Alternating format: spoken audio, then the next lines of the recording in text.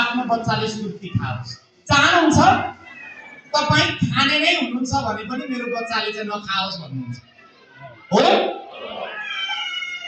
तर आज किन मान्छे त्यो एक फाट सुर्ती एक खिली चुरोटको दास बन्यो? किनकि उसले आफ्नो मनलाई साथी बनाउन नसकेपछि रक्सीलाई चुरोटलाई सुर्तीलाई साथी बनायो। आज मोबाइललाई साथी बनायो। आज तपाईँ हाम्रै पनि मनको साथी भनेको मोबाइल भएको छ धेरैको। कतिजना राति सुत्दा छाती नै हुन्छ मोबाइल हेर्दा हेर्दै निदाउने हो धेरैजना। कति अभिभावकहरू तपाईँले अनुभव गर्नु होला, मोबाइल चलाउँदा चलाउँदा थाकेर मोबाइल साइडमा राखेको अनुभव छ कि छैन? छ कि छैन सर? मोबाइल चलाउँदा चलाउँदा थाकेर साइडमा राखेको अनुभव छ कि छैन? छ। त्यसैले मन भन्ने कुरा आफैमा महत्त्वपूर्ण कुरा हो अभिभावकहरू। यदि तपाईँले आफ्नो मनलाई नै जित्न सक्नुहुन्न भने तपाईँले आफ्नो बच्चाहरूको मन कसरी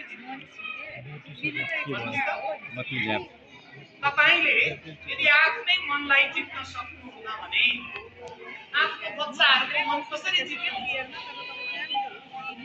आज धेरै अभिभावकमा भएको समस्या यो। मैले भनेको कुरा कति नराम्रो लाग्न सक्छ हजुरहरूलाई। म आज अभिभावकै भएर तपाईँ अभिभावक अनुभव सेयर गरे।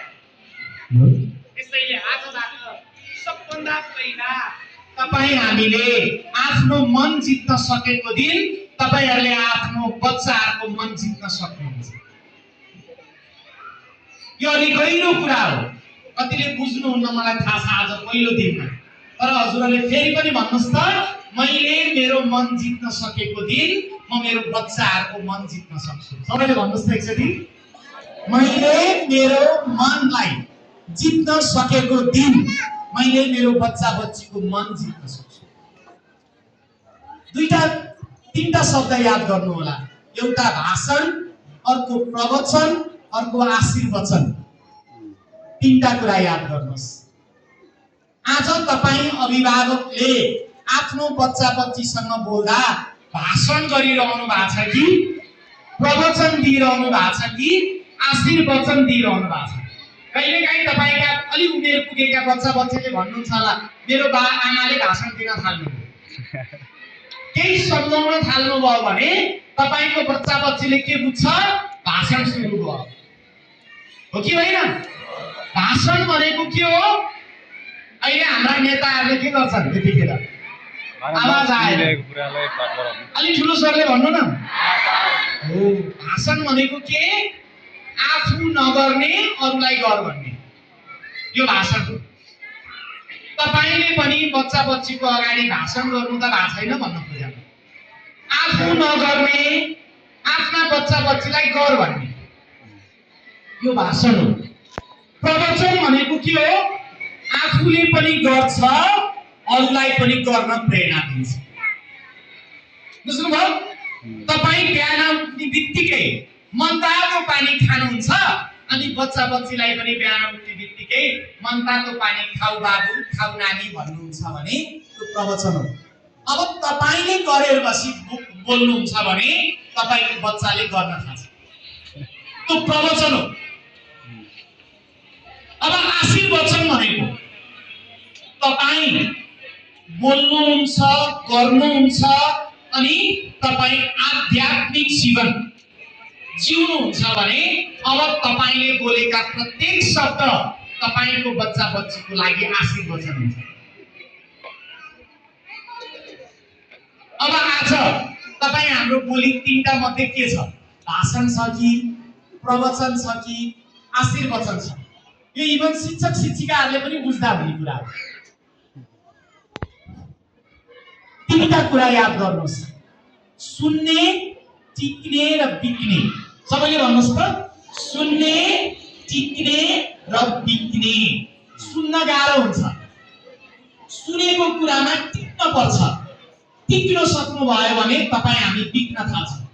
आज म तपाईहरूको अगाडि बिकेको हो नि, के होइन? म आज हजुरहरूको अगाडि बिकेको, तपाईहरू पनि बिक्न सक्नुहुन्छ। त्यसका लागि पहिला सुन्न पर्यो, सुनेको कुरामा टिक्नु पर्यो, टिकेपछि बिक्न थालिन्छ। त्यसैले आफ्नो मनलाई साथी नबनाइकन तपाईले आफ्नो बच्चा बच्चीको मन जित्न सक्नुहुन्न है अभिभावकहरू। यो मेरो अनुभव सुनाएको हजुरहरूलाई। त्यसैले आज सबैभन्दा पहिला जित्ने कसलाई? आफ्नो मनलाई। अभिभावक बन्नलाई पहिला तपाईँ हामीले आफ्नो मनलाई जितेकै हुनुपर्छ, इन्द्रिय जित बनेकै हुनुपर्छ। र अन्तिम सम्झौता भनेको अब तपाईँ सबै अभिभावकहरूको चेहरामा अब 1 घण्टा मुस्कान। कुन कान? कुन कान भने मुस्कान, 1.25 इन्चीको मुस्कान। आज के हो यति धेरै अभिभावकहरूको चेहरामा मैले ठुस्कान देखिरहेको छु? के हो? घरमा बुढाबुढी झगडा गरेर त आउनु भएन नि? के छ भन्नुहोस् है? धेरैको चेहरामा मैले ठुस्कान देखिरहेको छु। मेरा अभिभावकहरू बगैँचामा फुलेको फुल मालीलाई मनपर्छ, मुस्कुराइराखेको चेहरा परमात्मालाई, भगवानलाई, ईश्वरलाई मनपर्छ। 1-2 जनाले मात्रै ताली बजाउनु भयो। भगवानको प्यारो बन्नलाई धूप अगरबत्ती मोमबत्ती होइन, हजुर हामी सबैको चेहरामा के चाहियो? मुस्कान चाहियो। सपना भत्किन सक्छ, विश्वास ढल्न सक्छ। सपना भत्किन सक्छ, विश्वास ढल्न सक्छ, र पनि झिनो आशा हजुर हामीले बचाइराख्नुपर्छ। जिन्दगी फेरि मुस्कुराउन सक्छ, जिन्दगी फेरि मुस्कुराउन सक्छ।